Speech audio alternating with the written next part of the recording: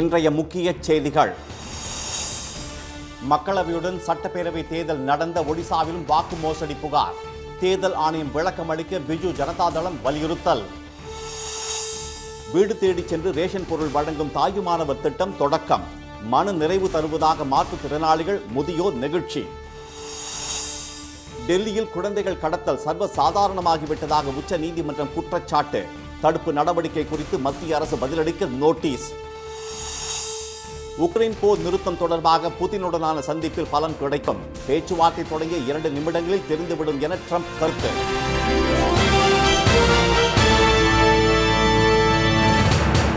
வணக்கம். ஒடிஷாவில் கடந்த ஆண்டு ஒரே நேரத்தில் நடைபெற்ற மக்களவை மற்றும் சட்டமன்ற தேர்தலின் போது மிகப்பெரிய அளவில் வாக்கு முறைகேடுகள் நடைபெற்றதாக பிஜு ஜனதாதளம் கட்சி குற்றம் சாட்டியுள்ளது. ஒடிஷாவில் தொடர்ந்து 5 முறை ஆட்சியில் இருந்த திரு நவீன் பட்நாயக் தலைமையிலான பிஜு ஜனதாதளம் கடந்த ஆண்டு நடைபெற்ற சட்டமன்ற தேர்தலில் அதிர்ச்சி தோல்வியடைந்து பாஜகவிடம் ஆட்சியை பறிகொடுத்தது. இந்த தேர்தலில் முறைகேடுகள் நடந்ததாக தேர்தல் ஆணையத்திடம் புகார் அளித்து 8 மாதங்கள் ஆகியுள்ள நிலையில் தேர்தல் ஆணையம் உரிய பதில் அளிக்கவில்லை. இந்நிலையில் அக்கட்சியின் முன்னாள் எம்பிக்கள் திரு அமர் பட்நாயக், திருமதி சர்மிஸ்தா சேதி, பட்டமுண்டை தொகுதி எம்எல்ஏ திரு டெருபா சரண் ஆகியோர் புவனேஸ்வரத்தில் இன்று செய்தியாளர்களை சந்தித்தனர். அப்போது மக்களவைக்கும் சட்டமன்றத்துக்கும் ஒரே நேரத்தில் நடைபெற்ற இந்த தேர்தலில் 3 முக்கிய முரண்பாடுகள் உள்ளதாக அவர்கள் தெரிவித்தனர். முதலாவதாக, ஒடிஷாவில் மொத்தமுள்ள 21 மக்களவை தொகுதிகளிலும் பதிவான வாக்குகளை விட எண்ணப்பட்ட வாக்குகள் அதிகமாக இருந்ததாக அவர்கள் குற்றம் சாட்டினர். குறிப்பாக கந்தமாஸ் மக்களவை தொகுதிக்குட்பட்ட புல்பானி சட்டப்பேரவை தொகுதியில் 57வது வாக்குச்சாவடியில் 682 வாக்குகள் கூடுதலாக எண்ணப்பட்டதாக அவர்கள் தெரிவித்தனர். சுந்தர்கர் மக்களவை தொகுதிக்குட்பட்ட தல்சரா சட்டப்பேரவை தொகுதியில் 165வது வாக்குச்சாவடியில் 660 வாக்குகளும், 219வது வாக்குச்சாவடியில் 784 வாக்குகளும் கூடுதலாக எண்ணப்பட்டதாக அவர்கள் சுட்டிக்காட்டினர். இரண்டாவதாக, மக்களவைக்கு பதிவான வாக்குகளுக்கும் அதே தொகுதிக்குள்பட்ட பல்வேறு சட்டப்பேரவை தொகுதிகளுக்கு பதிவான வாக்குகளுக்கும் இடையே வித்தியாசம் உள்ளதாக அவர்கள் சுட்டிக்காட்டினர். தேன்கனல் மக்களவை தொகுதியில் 4056 வாக்குகளும், கந்தமாஸ் மக்களவை தொகுதியில் 3521 வாக்குகளும், பலங்கீர் மக்களவை தொகுதியில் 2701 வாக்குகளும் கூடுதலாக எண்ணப்பட்டுள்ளதாக அவர்கள் குற்றம் சாட்டினர். மூன்றாவதாக, வாக்குப்பதிவு முடிந்த பின்னர் வாக்குப்பதிவு சதவீதம் அதிகரித்துள்ளதாகவும் 50% தொகுதிகளில் வாக்குப்பதிவுக்கு பின் 15 முதல் 30% வரை வாக்குகள் அதிகரித்ததாகவும் அவர்கள் குற்றம் சாட்டினர். இது தொடர்பாக கடந்த டிசம்பர் 19ஆம் தேதி அளிக்கப்பட்ட புகாருக்கு இதுவரை தேர்தல் ஆணையம் பதிலளிக்கவில்லை என கூறியுள்ள பிஜு ஜனதாதள நிர்வாகிகள் வெளிப்படையான விளக்கத்தை தேர்தல் ஆணையம் அளிக்காவிட்டால் உயர்நீதிமன்றத்தை நாடப்போவதாகவும் எச்சரித்தனர். We have approached the Odisha High Court. The matter is going to be listed soon. We have decided that we will take this matter to the logical conclusion, because it is not just a matter of Biju Janata Dal. It is a matter of every voter of Odisha believing and trusting the Election Commission of India. Odisha தேர்தல் முறைகேடுகள் குறித்து தேர்தல் ஆணையம் தனிப்பட்ட தணிக்கை நடத்த வேண்டும் என்றும், தேர்தல் முடிவுகள் வெளியான பின்னர் வாக்குச்சாவடி வாரியாக பதிவான வாக்கு விபரங்களை குறிக்கும் படிவம் 17C வேட்பாளர்களுக்கு வழங்க வேண்டும் என்றும் பிஜு ஜனதாதள தலைவர்கள் வலியுறுத்தினர். இதற்கிடையே கேரள மாநிலத்தில் மத்திய அமைச்சர் திரு சுரேஷ் கோபி வெற்றி பெற்ற திருச்சூர் மக்களவை தொகுதியில் 2019ஆம் ஆண்டு 62,318 இருந்த புதிய வாக்காளர் பதிவு 2024ஆம் ஆண்டில் திடீரென 1.5 லட்சமாக அதிகரித்திருப்பது மோசடியாக இருக்கலாம் என காங்கிரஸ் தெரிவித்துள்ளது. அதிக வேலைவாய்ப்புள்ள திருவனந்தபுரம், எர்ணாகுளம், கோழிக்கோடு நகரங்களில் இந்த அளவுக்கு புதிய வாக்காளர் சேர்க்கை நடைபெறவில்லை என அக்கட்சி சுட்டிக்காட்டியுள்ளது. முதியோர் மற்றும் மாற்றுத்திறனாளிகளுக்கு வீடு தேடி ரேஷன் பொருட்களை வழங்கும் தாயுமானவர் திட்டத்தை தொடங்கி வைத்த முதலமைச்சர் திரு மு.க. ஸ்டாலின் பயனாளிகளின் வீடுகளுக்கே சென்று பொருட்களை வழங்கினார். 70 வயதுக்கு மேற்பட்ட மூத்த குடிமக்கள் மற்றும் மாற்றுத்திறனாளிகளுக்கு வீடு தேடி ரேஷன் பொருட்களை வழங்கும் திட்டம் இன்று தொடங்கப்பட்டது. தாயுமானவர் பெயரிலான இந்த திட்டத்தை தொடங்கி வைத்த திரு ஸ்டாலின் சென்னை தண்டையார்பேட்டை அன்னை சத்யா நகரில் மாற்றுத்திறனாளி ஒருவரின் வீட்டுக்கும், கோபால் நகரில் முதியவர்களின் வீடுகளுக்கும் நேரடியாக சென்று பொருட்களை வழங்கினார். ரொம்ப சந்தோஷமா இருக்கு மனசுக்கு.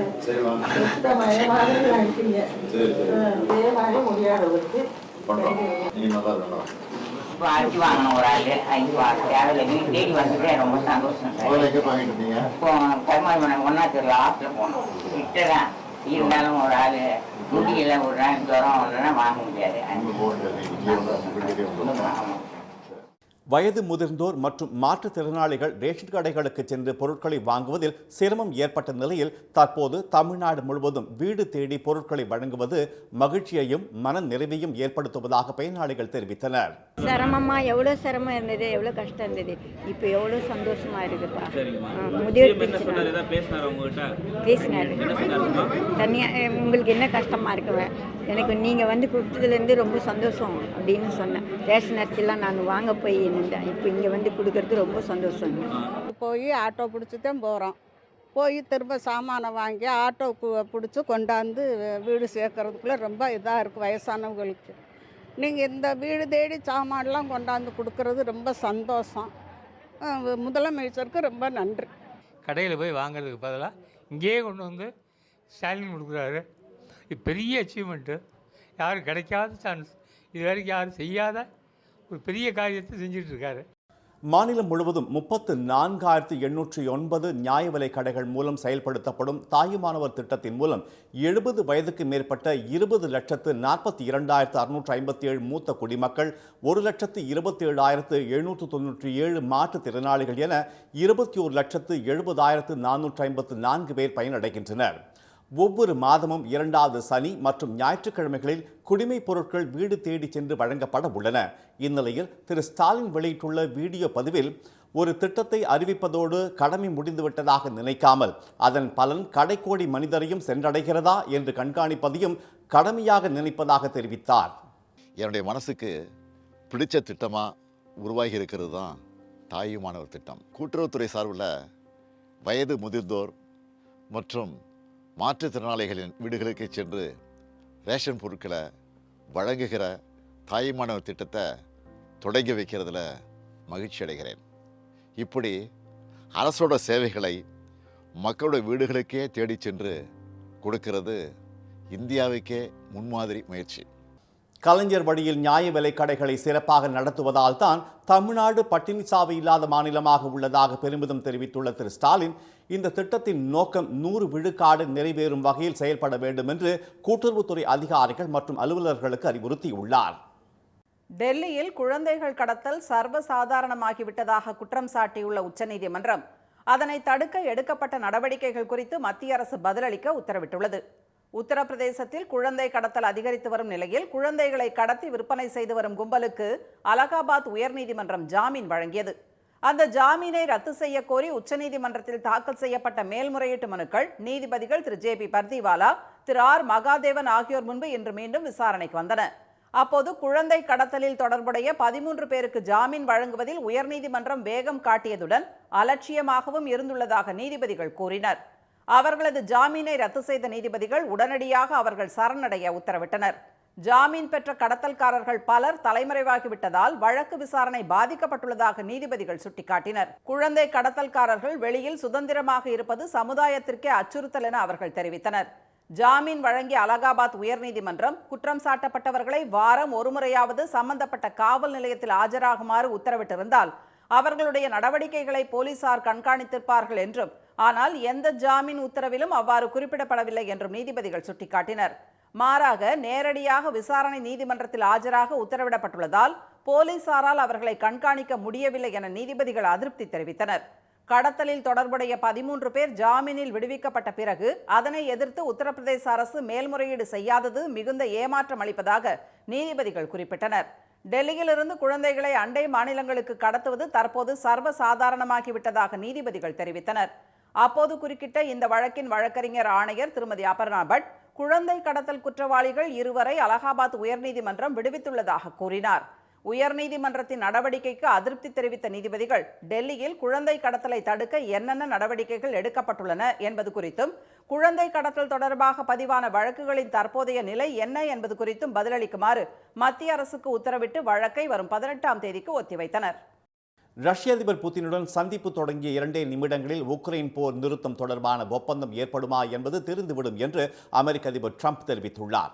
நாட்டோ நாடுகளுடன் இணைய உக்ரைன் முடிவு செய்ததால் அந்நாட்டின் மீது ரஷ்யா கடந்த 4 ஆண்டுகளாக தாக்குதல் நடத்தி வருகிறது. இந்த போரில் இருதரப்பிலும் ஏராளமானோர் உயிரிழந்துள்ள நிலையில் உக்ரைன் மீதான தாக்குதலை தடுக்கவும் போரை நிறுத்தவும் பல்வேறு நாடுகள் தொடர்ந்து முயற்சித்து வருகின்றன. அமெரிக்க அதிபராக பதவியேற்றது முதல் ட்ரம்ப் மேற்கொண்டு வரும் தொடர் முயற்சிகளின் ஒரு பகுதியாக அமெரிக்காவில் உள்ள அலாஸ்கா மாகாணத்தில் ரஷ்ய அதிபர் புதினுடன் அவர் வரும் 15ஆம் தேதி பேச்சுவார்த்தை நடத்த உள்ளார். ஆனால் இந்த பேச்சுவார்த்தையில் பங்கேற்க உக்ரைனுக்கு அழைப்பு விடுக்கப்படவில்லை. இதற்கு கடும் எதிர்ப்பு தெரிவித்துள்ள உக்ரைன் அதிபர் செலன்ஸ்கி தங்கள் மீதான போர் தொடர்பாக தங்கள் குரலும் ஒலிக்க வேண்டும் என்று கூறியுள்ளார். மேலும் தங்கள் கருத்தை புறக்கணித்து எடுக்கப்படும் எந்த முடிவும் பலனளிக்காது என்றும் அவர் தெரிவித்துள்ளார். இந்நிலையில் வெள்ளை மாளிகையில் செய்தியாளர்களிடம் பேசிய ட்ரம்பிடம் செலன்ஸ்கியின் கருத்து பற்றி செய்தியாளர்கள் கேள்வி எழுப்பினர். அதற்கு தாம் உக்ரைன் அதிபராக இருந்திருந்தால் இப்படி ஒரு போரே நடந்திருக்காது என்று அவர் பதிலளித்தார். புதினுடன் நடக்கவுள்ள பேச்சுவார்த்தையின் முடிவில் அமைதி ஒப்பந்தம் ஏற்படும் வாய்ப்புள்ளதாக கூறிய ட்ரம்ப் ஒப்பந்தம் ஏற்படுமா என்பது முதல் 2 நிமிடங்களிலேயே தெரிந்துவிடும் என்றார். அமைதி ஒப்பந்தம் ஏற்பட்டாலும் ஏற்படாவிட்டாலும் ரஷ்ய அதிபர் புதின் மனதில் என்ன இருக்கிறது என்பது இந்த சந்திப்பில் தெரிந்துவிடும் என்ற ட்ரம்ப் அதை செலன்ஸ்கியிடமும் ஐரோப்பிய யூனியன் தலைவர்களிடமும் தெரிவிக்க உள்ளதாக கூறினார். உக்ரைன் போர் நிறுத்தம் தொடர்பாக கடந்த ஜூன் மாதம் இஸ்தான்புல்லில் நடந்த பேச்சுவார்த்தையில் உக்ரைன் அதிபர் தேர்தலை உடனே நடத்த வேண்டும் என்றும் தாங்கள் இணைத்துக் கொண்ட பகுதிகளில் இருந்து உக்ரைன் படைகள் வெளியேற வேண்டும் என்றும் ரஷ்யா நிபந்தனை விதித்ததால் உடன்பாடு ஏற்படாமல் போனது குறிப்பிடத்தக்கது. இந்நிலையில் செலன்ஸ்கி இல்லாமல் புதின் ட்ரம்ப் சந்திப்பு நடைபெற உள்ளதால் ஐரோப்பிய நாடுகள் கவலை அடைந்துள்ளன. இதனிடையே பரஸ்பர வரி விதிப்பில் சீனாவுக்கு விதிக்கப்பட்ட 145% வரிக்கான காலக்கெடு இன்றுடன் முடிவடையும் நிலையில் அதை மேலும் 90 நாட்களுக்கு ஒத்திவைப்பதாக ட்ரம்ப் அறிவித்துள்ளார். அமெரிக்காவுக்கும் சீனாவுக்கும் இடையே நடந்து வரும் வர்த்தக பேச்சுவார்த்தை சுமூக முடிவை எட்டியுள்ளதால் இவ்வாறு அறிவிக்கப்பட்டிருப்பதாக செய்திகள் வெளியாகியுள்ளன. போராட்டத்தில் ஈடுபட்டுள்ள தூய்மை பணியாளர்கள் தங்கள் பணி பாதுகாப்பு பற்றிய உண்மை நிலையை புரிந்து உடனடியாக பணிக்கு திரும்ப வேண்டும் என்று சென்னை மாநகராட்சி அழைப்பு விடுத்துள்ளது. சென்னையில் உள்ள 15 மண்டலங்களில் 11 மண்டலங்களின் தூய்மை பணிகள் கடந்த ஆட்சியில் தனியார் நிறுவனங்களிடம் ஒப்படைக்கப்பட்டன. மீதமுள்ள மண்டலங்களில் ராயபுரம், திருவிக நகர் ஆகியவற்றின் தூய்மை பணிகளை தனியாரிடம் ஒப்படைக்க சென்னை மாநகராட்சி முடிவு செய்தது.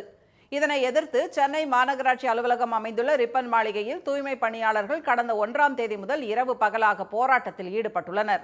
அவர்களுடன் அமைச்சர் திரு சேகர் பாபு, மேயர் திருமதி பிரியா உள்ளிட்டோர் 12க்கும் மேற்பட்ட முறை பேச்சுவார்த்தை நடத்தினார்கள். ஆனால் எந்தவித உடன்பாடும் எட்டப்படாத நிலையில் இப்பிரச்சனைக்கு விரைவில் சுமூக தீர்வு காணப்படும் என்று திருச்சியில் செய்தியாளர்களிடம் பேசிய நகர்ப்புற வளர்ச்சித்துறை அமைச்சர் திரு KN நேரு தெரிவித்தார். ஒரே நாளில் செய்கிற காரியம் இல்லை, கொஞ்சம் கால அவகாசம் வேண்டும். துப்புரவு தொழிலாளர் அடுத்த ஆளில் நம்ம தொழிலாளிகள் அது அவங்களோட தான் நாங்கள் பேசிக்கிட்டு இருக்கோம். அவங்களுக்கு தேவையானதை செய்து தர சொல்லி நிச்சயமாக முதலமைச்சர் சொல்லியிருக்காரு. பேச்சுவார்த்தையில் முடிவு செய்யப்படும். இதனிடையே தூய்மை பணியாளர்கள் போராட்டத்தை கைவிட்டு உடனே பணிக்கு திரும்ப வேண்டும் என சென்னை மாநகராட்சி அழைப்பு விடுத்துள்ளது. இதுகுறித்து வெளியிடப்பட்ட அறிக்கையில் தனியார் வசம் செல்லும் 2 மண்டலங்களிலும் ஏற்கனவே பணியில் உள்ள தூய்மை பணியாளர்களையே நியமிக்க அறிவுறுத்தப்பட்டுள்ளதாகவும் தற்காலிக தூய்மை பணியாளர்கள் யாரும் நீக்கப்படவோ பணி மறுப்பு செய்யப்படவோ இல்லை என்றும் தெரிவிக்கப்பட்டுள்ளது. தொழிலாளர் சட்டப்படி இதுவரை கிடைக்காத பணி பாதுகாப்பும் PF, ESI மருத்துவ காப்பீடு, போனஸ், பண்டிகை மற்றும் திருமண உதவித்தொகை ஆகியவை வழங்கப்பட உள்ளதாகவும் தெரிவிக்கப்பட்டுள்ளது. தூய்மை பணியாளர்கள் உயர்நீதிமன்றத்தில் தொடர்ந்துள்ள வழக்கின் தீர்ப்புக்கேற்ப அடுத்த கட்ட நடவடிக்கை எடுக்கப்படும் என்றும், எனவே வேலை நிறுத்தத்தில் ஈடுபட்டுள்ளவர்கள் அனைவரும் உடனே பணிக்கு திரும்ப வேண்டும் என்றும் அதில் கூறப்பட்டுள்ளது.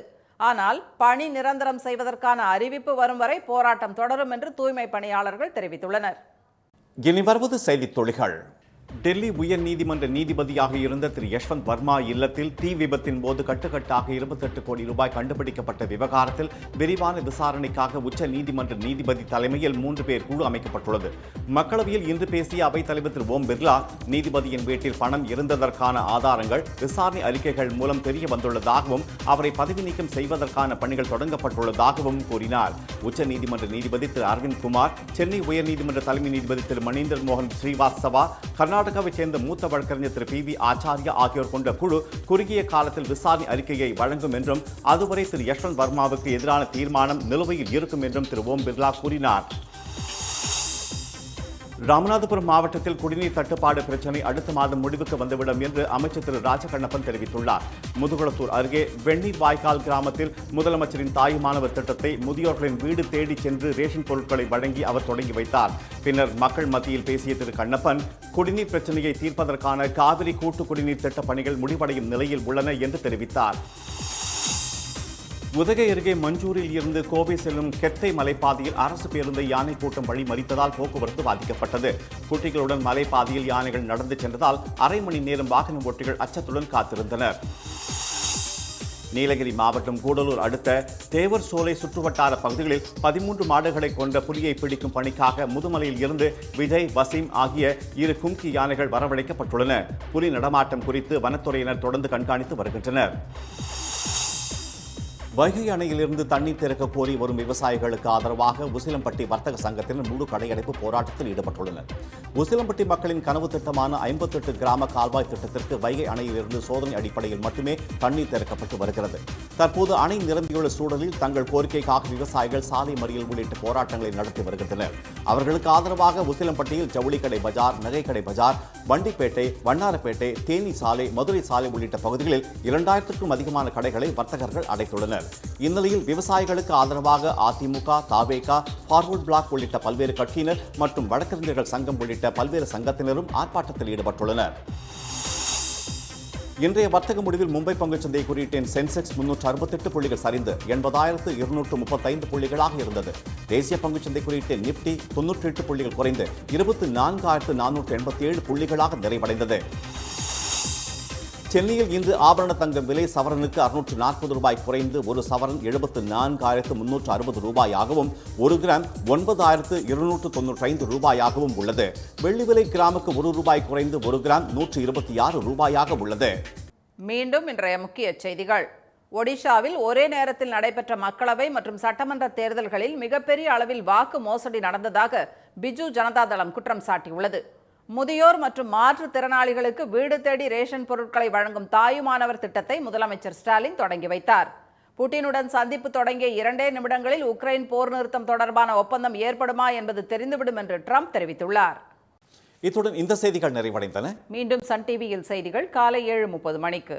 செய்திகளை உடனுக்குடன் தெரிந்து கொள்ள QR கோடை ஸ்கேன் செய்து சன் நியூஸ் வாட்ஸ்அப் சேனலில் இணைந்திருங்கள். வணக்கம். வணக்கம்.